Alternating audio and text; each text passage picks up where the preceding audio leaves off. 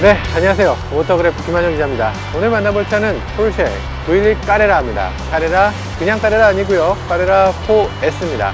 4륜구동에 퍼포먼스까지 더 높아진 자동차라는 건데요. 이번에 신형으로 바뀌면서 터보 차저까지 장착해서 이전에 비해서 훨씬 더 강력한 성능을 낸다고 합니다. 물론 조금 배기량이 줄어들고 조금 소리가 작아졌다는 점 때문에 아쉬운 점도 없지 않아 있죠. 아쉬운 점은 어떤 게 있고 좋아진 점은 어떤 것이 있는지 정말 자세히 알아보기 위해서 저희가 직접 이 차를 구매했습니다.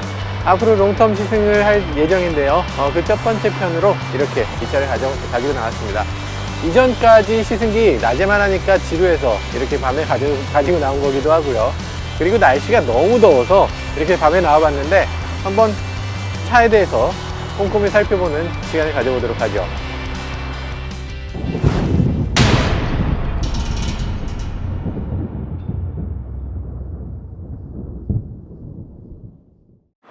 네, 정말 이 포르쉐 911은 이전에도 몇 번 보여드렸고, 그리고 이 차의 시승기도 이미 있어요. 심지어는 그 시승기에 나왔던 그 차랑 색깔이 똑같습니다.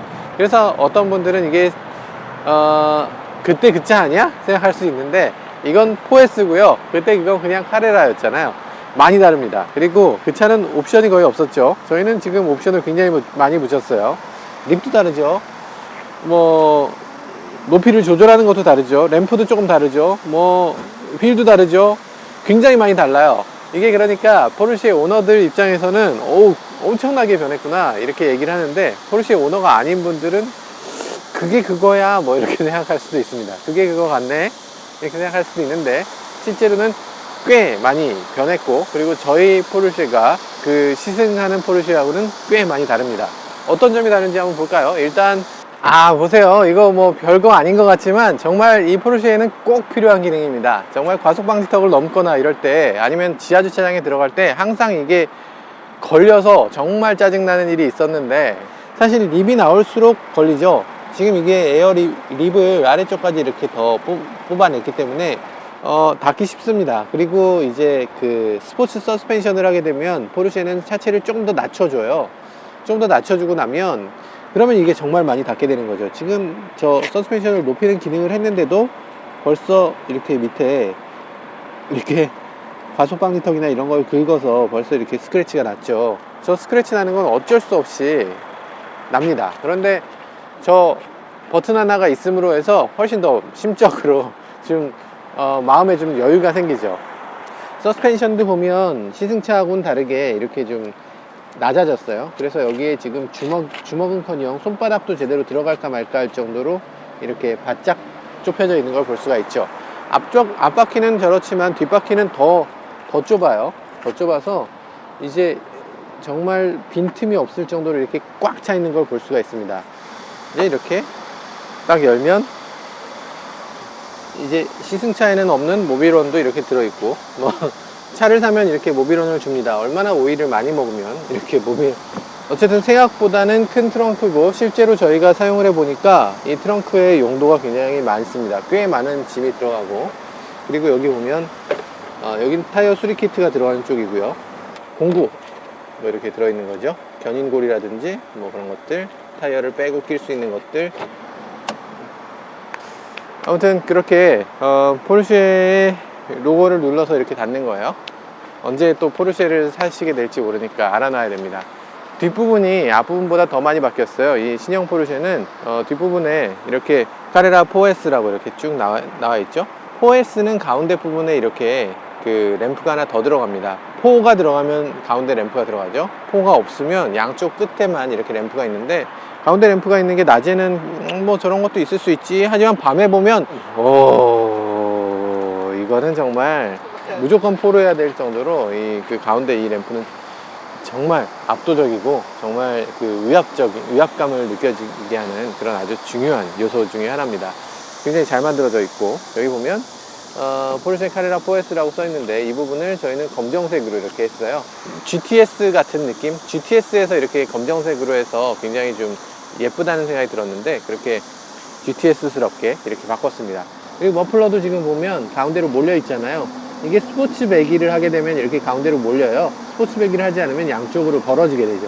그래서 가운데로 몰렸다는 점이 그래, 그게 뭐 그렇게 대단하다고 라고 생각하는데, 포르쉐는 이 양쪽에 길이를 조금 다르게 해서 똑같은 상황에서 배기가 나오는 게 아니라 약간씩 다르게 배기가 나오게 합니다. 그래서 이 양쪽이 서로 간섭을 일으켜요. 공명을 일으키는 거죠. 공명을 일으켜서 소리가 더 커지게 하는 게 포르쉐의 이번 스포츠백의 어떤 특징입니다. 라인 보세요. 라인 정말 예쁘죠. 낮에 볼 때도 예쁘지만 밤에 볼 때 더욱더 예쁜 그런 라인인 것 같아요. 보통의 자동차는 우리가 이렇게 옆으로 떨어진다고 생각되는데, 얘는 완전히 수평으로 이렇게 떨어지죠. 이게 어느 정도 슈퍼 스포츠카의 어떤 비율, 표준, 이런 느낌이 드는 라인으로 만들어내고 있어요. 이 외에도 사실 요즘 들어서는 슈퍼 스포츠카라면 오버 펜더가 지나칠 정도로 크게 마련되어 있어서, 그래서 이제 바퀴만 따로 동떨어져 있는 것 같은 그런 디자인을 하고 있는 거죠. 실제 승객석은 여기서 끝나는 건데, 여기서 여기까지는 그냥 바퀴만을 위한 공간이에요. 지난번 편집에서 편집자가 날려버렸는데요, 사실 이 부분이 굉장히 중요해요. 이 날개를 펼치게 되면 이 안으로 공기가 더 많이 유입됩니다. 이 공기의 흐름이 이렇게 밑으로 들어가게 되는 거죠. 그래서 이 날개가 펼쳐졌을 때 물론 이게 다운포스를 일으키는 효과도 있고, 그리고 그 와류를 막아주는 효과도 발생합니다. 이렇게 흘러가도록 하는 거죠.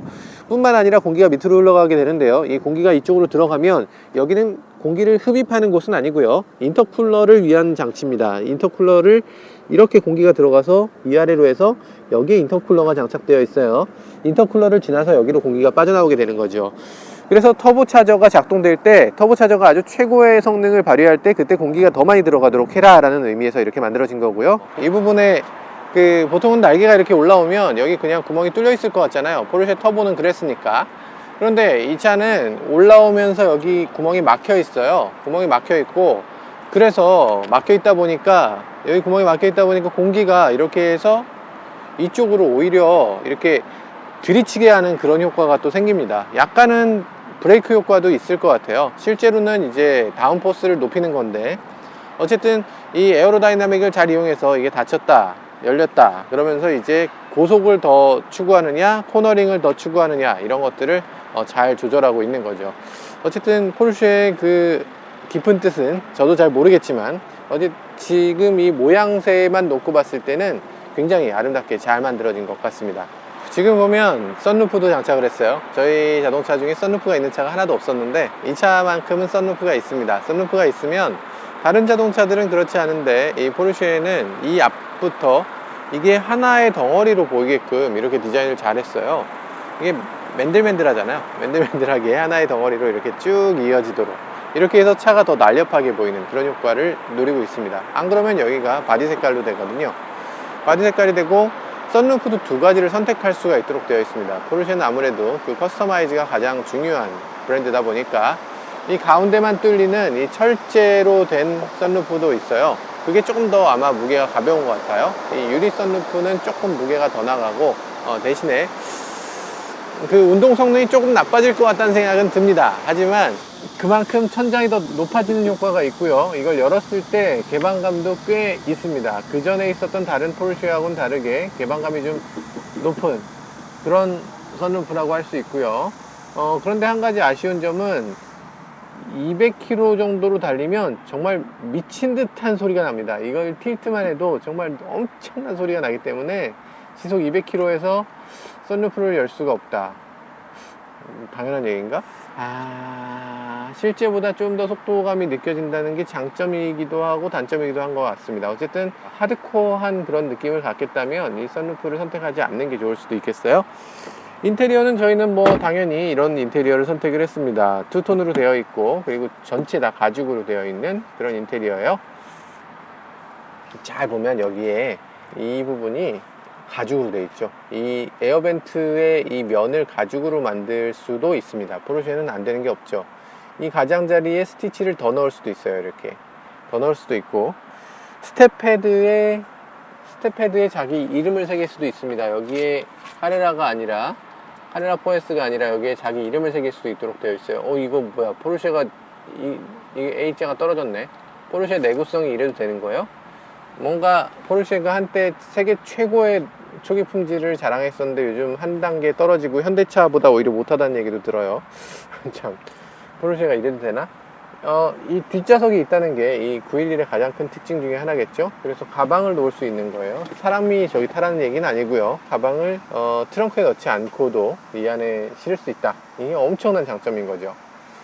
이런 카멜색 시트가 일단 베이지색 시트보다 때도 덜 탈 뿐더러 이렇게 투톤이 되면 이 손이 닿는 부분이라든지 먼지가 쌓이는 부분에 조금 더 스트레스가 적어지겠죠.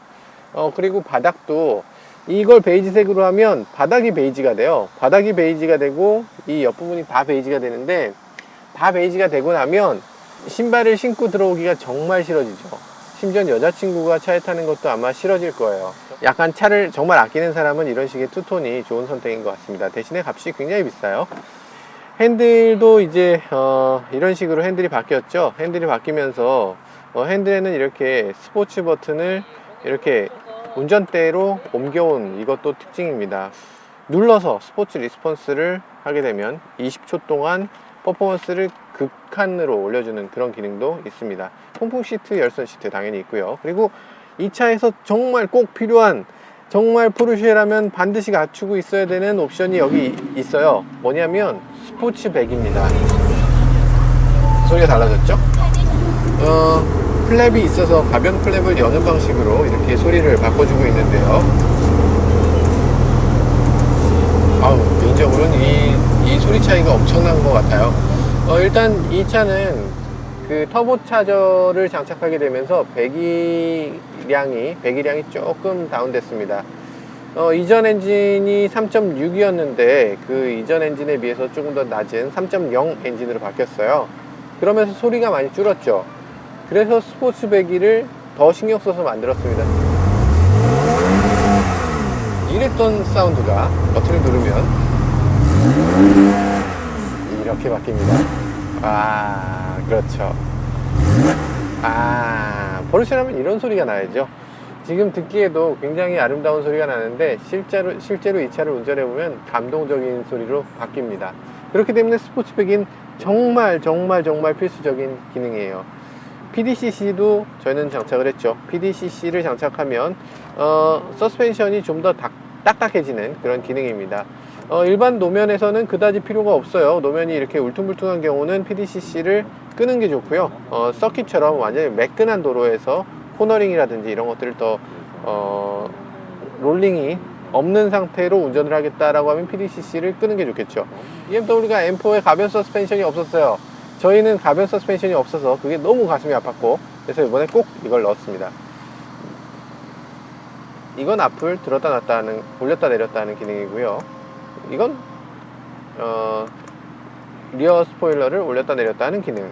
이건 가변 배기, 뭐 이런 것들이 다 버튼으로 이렇게 작동될 수 있도록 되어 있어요. 낮추죠? 문을 열면 안 낮춰지는군요. 똑똑한 녀석들. 문이 열린 상태로 내려가면 턱에 걸리게 되잖아요. 그런 것까지 배려를 했네요.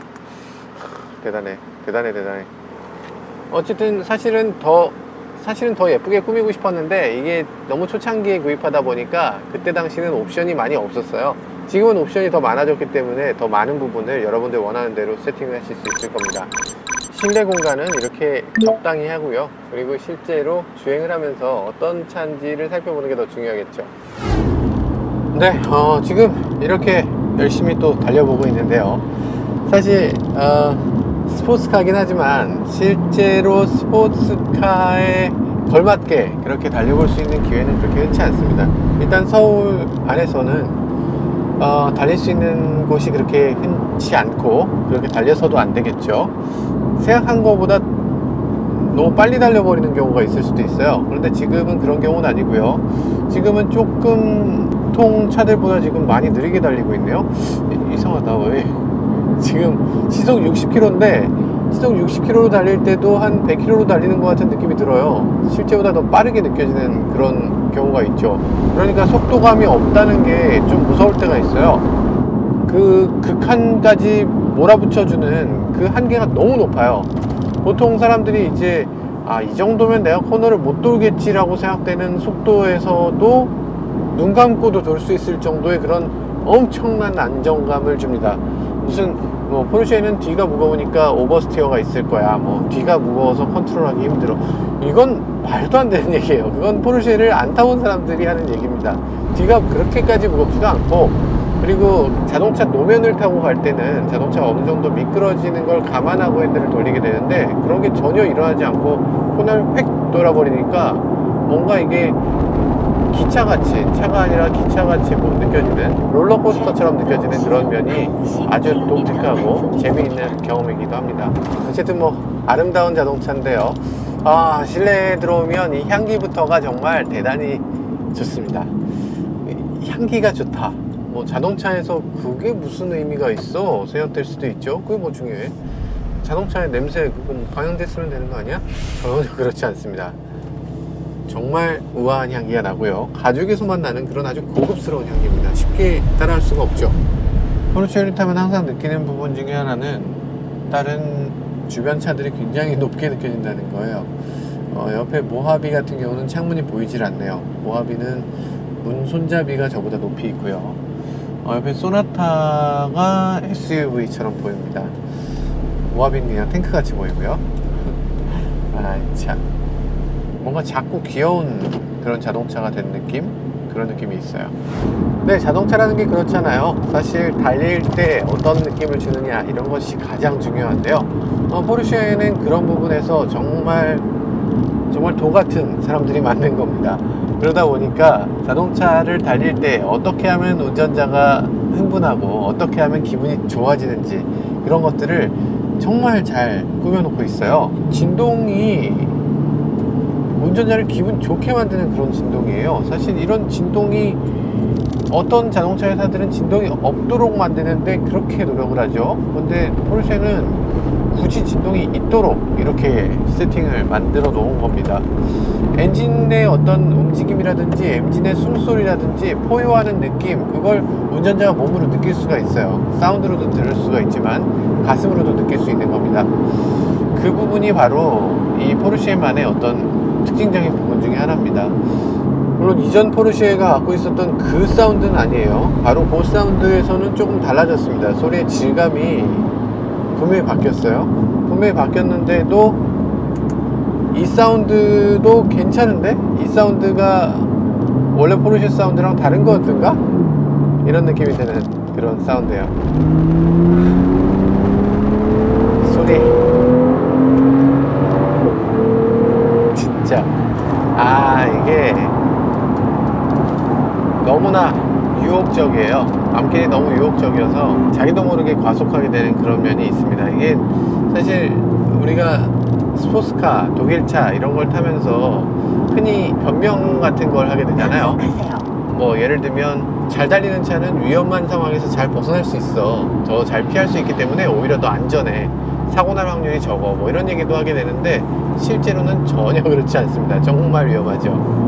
7단까지 올리는 것도 재밌는데요, 7단에서 한 단을 더 올릴 수 있는 게 또 특징입니다. 그럼 8단이야? 그런데 8단은 아니고요, 7단에서 한 단을 더 올릴 수 있는 기능이 있다니까요. 가상 8단이라고 하는데요, 가상 8단 기능을 갖추고 있어서 7단에서 이렇게 주행을 하다가 한 단을 더 올리면 코스팅 모드로 들어갑니다. 코스팅 모드로 들어가서 연비를 아주 절약할 수 있는 그런 기능이라고 할 수 있겠죠. 여기 7단 있을 때 RPM이 지금 1100이잖아요. 지금 시속 80km로 갈 때 가속 페달을 밟을 때고 한번 더 올리면 뚝 떨어져요. 800으로 떨어집니다. 800으로. 변속 느낌은 정말 말도 못하게 빠르죠. 뭔가 빠르면서도 변속 충격이 하나도 없는 그런 변속을 하고 있어요. 킬로미터 단속이 있습니다.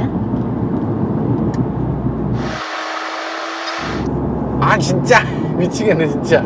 야, 너 어떻게 그걸, 어떻게 내비게이션을 아무리 못해도 그렇지 그거를 참.